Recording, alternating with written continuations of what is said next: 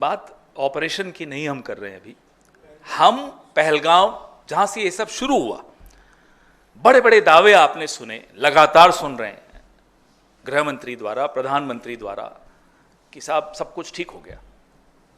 अगर सब कुछ ठीक हो गया तो पहलगाम कैसे हुआ, एक सवाल। दूसरा सवाल, पहलगाम में जब गोलियां चलाई जा रही थी निर्दोष सैलानियों पर, उसका रिस्पांस टाइम कितना कमजोर था वो भी आपके सामने आ गया। सरकार का कोई सुरक्षा वहां नहीं थी टूरिस्ट के लिए। रिस्पांस तो तीन मुद्दे हैं: इंटेलिजेंस फेलियर, क्विक रिस्पांस का फेलियर और सुरक्षा का फेलियर।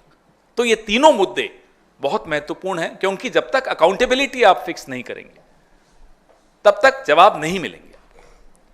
फिर अगला मुद्दा आता है पहलगाम के आतंकियों का मुद्दा। तो आज की बैठक में यह चर्चा हुई कि वो 5 आतंकी जिनका नाम और फोटो सरकार ने जारी किए थे, उनके बारे में सीज फायर में कोई बात हुई या नहीं हुई, कोई शर्त हमने रखी या नहीं रखी, वो कब तक भारत को सुपुर्द किए जाएंगे ताकि वो हमारे यहां के कानून के हिसाब से उन पर कार्रवाई की जा सके। सर मैं आपको इतिहास से कुछ जानकारी देना चाहता हूं।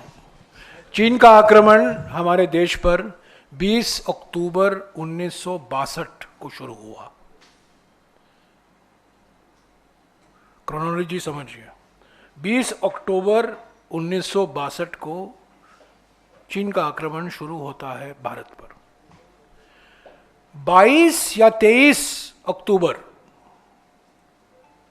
मेरे ख्याल में 22 हो सकता है, 23, 3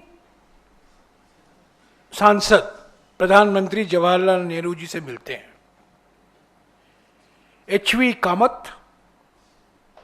प्रजा सोशलिस्ट पार्टी के नेता, हेम बरुआ, प्रजा सोशलिस्ट पार्टी के नेता, और जनसंघ के एक युवा नेता, पहली बार जो सांसद बने थे, अटल बिहारी वाजपेयी।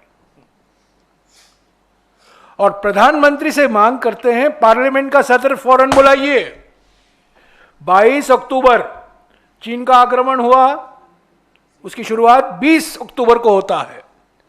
पार्लियामेंट बुलाया जाता है 8 नवंबर को।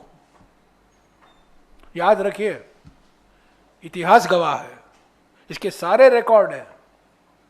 एचवी कामत मिले, हेम बरुआ मिले, अटल बिहारी वाजपेयी ने मांग की। एक सांसद ने प्रधानमंत्री को खत लिखा, पार्लियामेंट की सेशन बुलाइए पर गुप्त सेशन हो। यह भी मजेदार की बात, गुप्त सेशन एक सांसद ने पूछा। ये सब पार्लियामेंट के रिकॉर्ड में है, आप देख सकते हैं, पढ़ सकते हैं। सीक्रेट सेशन ऑफ पार्लियामेंट बुलाया जाए। प्रधानमंत्री ने जवाब दिया, इसमें कोई सीक्रेट बात नहीं है, देश से जुड़े हुए मुद्दे हैं, देश को अधिकार है जानने के लिए। और यह सेशन गुप्त सेशन नहीं था, ये नॉर्मल सेशन था। और 8 नवंबर 1962 को लोकसभा और राज्यसभा बुलाया जाता है। यह है लोकतंत्र, यह है संसदीय परंपरा जो इस प्रधानमंत्री ने खत्म कर दिया है। और सर्वदलीय बैठक में भी नहीं आते हैं। ये तो हमारी मांग तो यही है जो आपने सवाल किया। पार्लियामेंट में ऑपरेशन सिंदूर पर तो चर्चा नहीं होगी। पहलगाम पर आतंकवादी हमले कैसे हुए, क्यों हुए,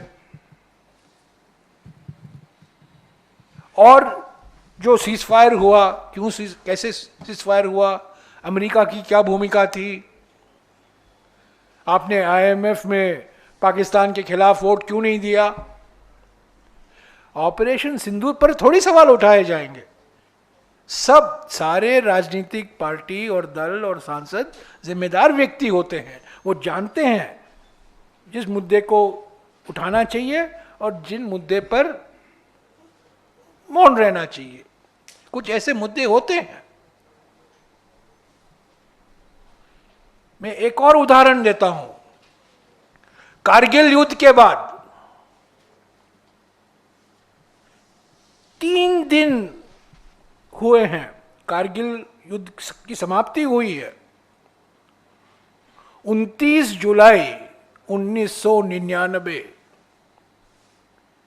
29 जुलाई 1999, 3 दिन बाद, कारगिल युद्ध की समाप्ति के बाद, हमारी विजय के बाद,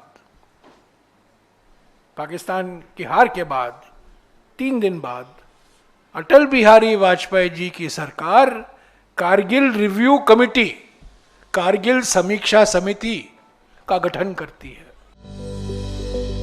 Welcome to K-Mall, a premium project by Kaleen Group. K-Mall is in the heart of Kolkata's electronic, garment and lifestyle hub, Khidirpur. K-Mall, which is designed as a world-class mall, is the outcome of endless effort of our experts, combined with modern superb techniques and new age design.